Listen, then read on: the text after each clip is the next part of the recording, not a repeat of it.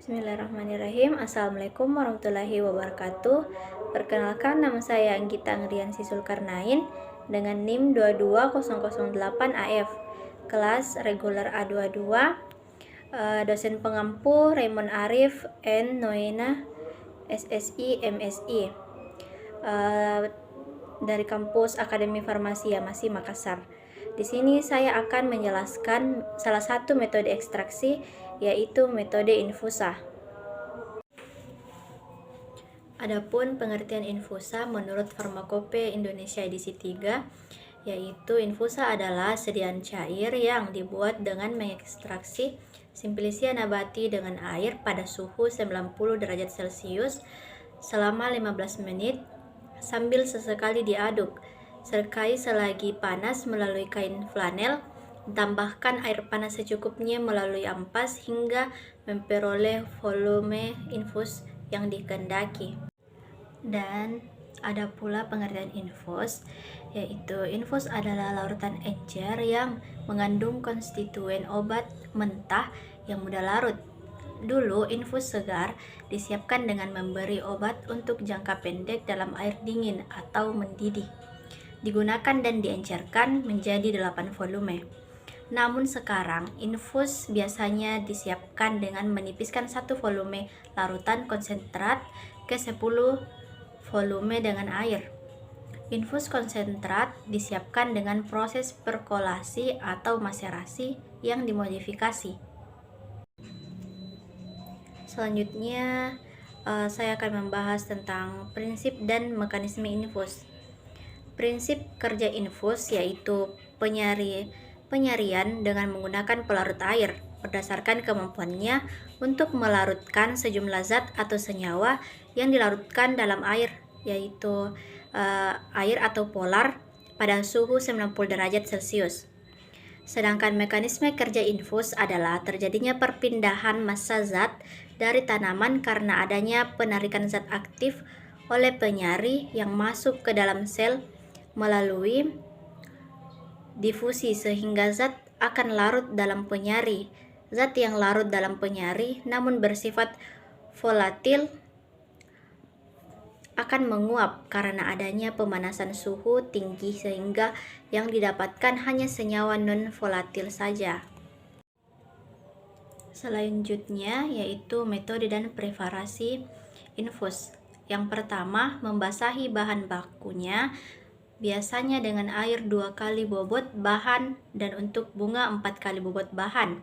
Yang kedua, bahan baku ditambahkan dengan air dan dipanaskan selama 15 menit pada suhu 90 derajat sampai 98 derajat Celcius. Umumnya, untuk 100 bagian sari diperlukan 10 bagian bahan.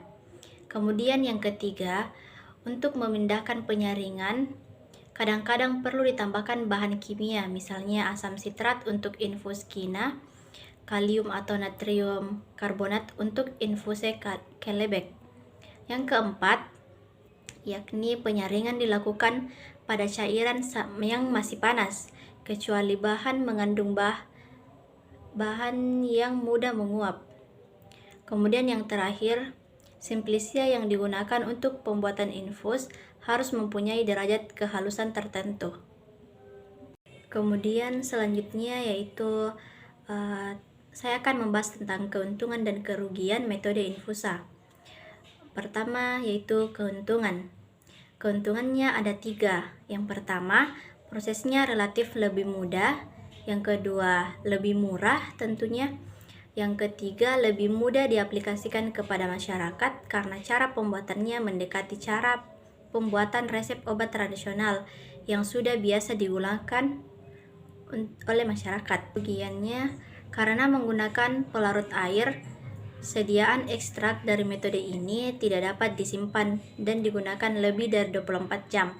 Pelarut air memiliki sifat tidak stabil dan mudah tercemar oleh jamur dan kapang.